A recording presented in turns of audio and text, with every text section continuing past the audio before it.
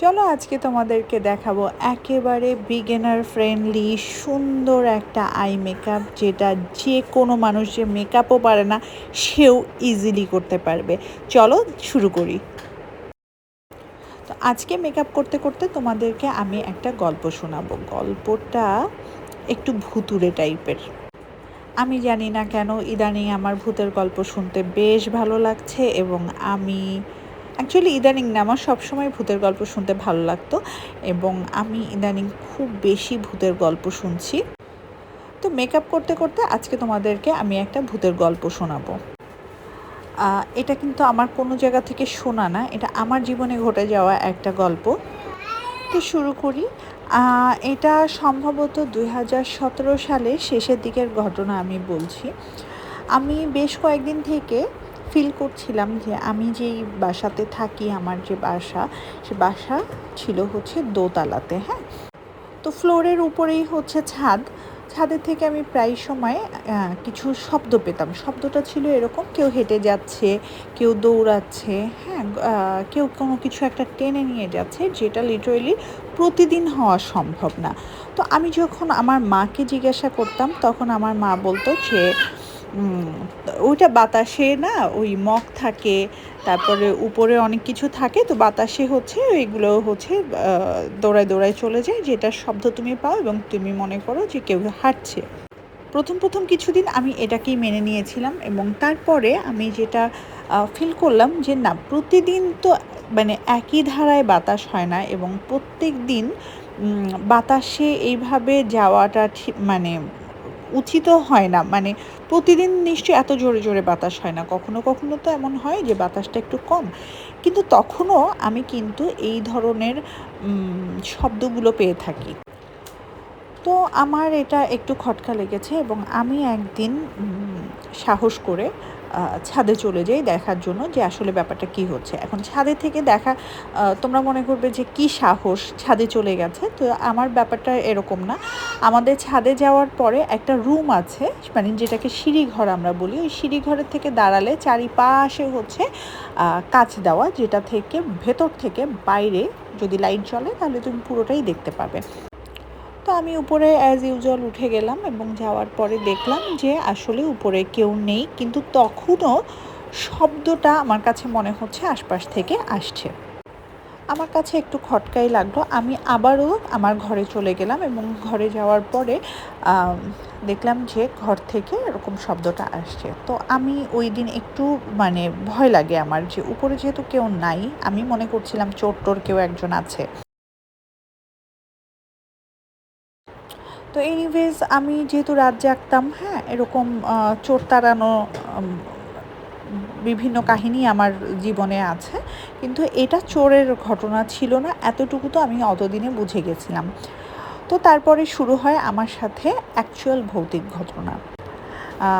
ওরা যেহেতু ছাদে কিছু করছিল এবং আমি ওদেরকে ডিস্টার্ব করেছি, ওরা অন্য কিছু করার চেষ্টা করছিল, আমি ওদের কাজের সামনে চলে এসেছি, তো ওরা আমাকে এখন লিটারালি ডিস্টার্ব করা শুরু করেছে।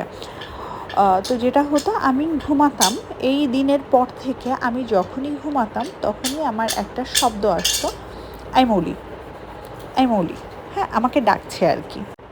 এটা কিন্তু যে কোনো মানুষের জন্য, ছেলে হোক মেয়ে হোক, এবং আমার তখন অল্প বয়স, একেবারে আমার তখনও বিয়ে হয়নি। তো ওই সময়টা একটা ভয়ঙ্কর ব্যাপার কিন্তু। তো আমি যেটা করি, আমি প্রথম দিন সহ্য করি, সেকেন্ড দিন সহ্য করি, হ্যাঁ, এবং প্রথম চোটে আমার কাছে মনে হয়েছে, আমি তখনও এটা বুঝতে পারিনি, এতটা সিরিয়াসলি নেইনি। আমার কাছে মনে হয়েছে যে আচ্ছা ঠিক আছে, এটা বোধহয় আমার মানসিক সমস্যা, যেহেতু আমি রাত জাগি, মানসিক সমস্যা হচ্ছে। 7 দিন পর পর হওয়ার পরে 7 ডেজের দিন এটা এত বেড়ে গেল যে আমাকে ডাকছিল একদম ওরকম, আমি ঠিক টাইমটা বলতে পারবো না, 2টা-2:30টার দিকে আমার হাতের উপরে, মানে আমার কাছে মনে হলো যে আমার বাবা বা মা কেউ একজন এরকম হাত রেখে আমাকে ডাকছে, ডাকলে যেরকম হয় ঠিক সেরকম একটা টাচ আমি অনুভব করলাম।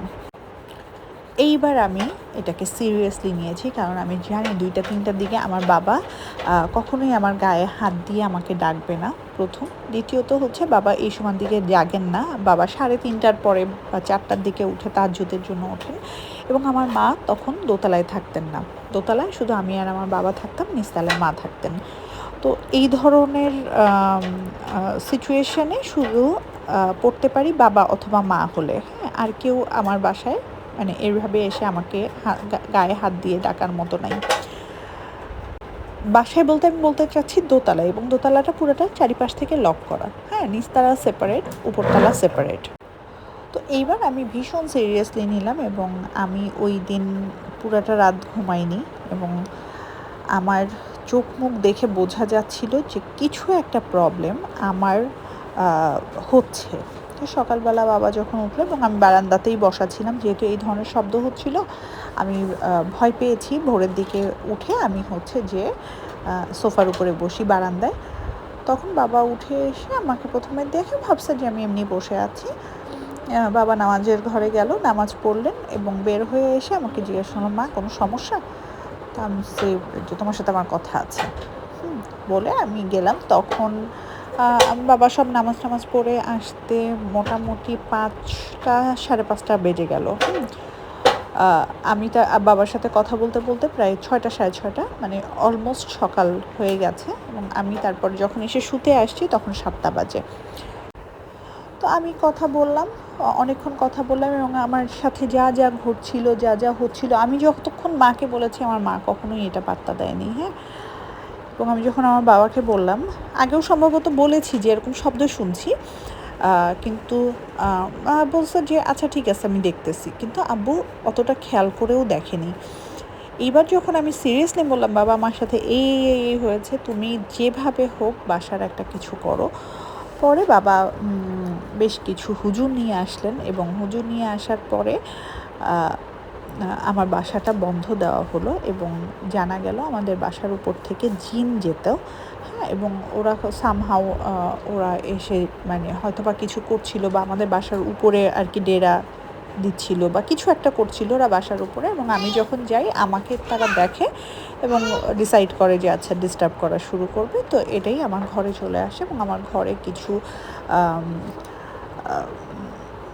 দোয়া ওরা লিখে দিয়ে যায়, এবং ওটা বলে যে যেইখানে আমার চোখ পড়ে সচরাচর সেখানে আর কি দিয়ে রাখতে, এবং আমার বাসাটা বন্ধ করে দিয়ে যায়।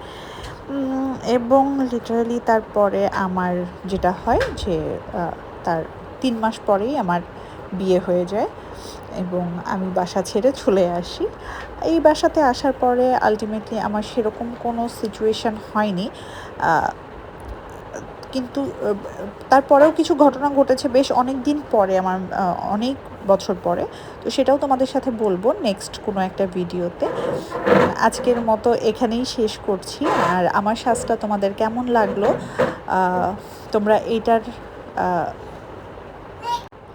তোমাদের ভিডিওটা কেমন লাগলো কমেন্টস করে অবশ্যই জানাবে। গল্পটা কেমন লাগলো এটাও জানাবে।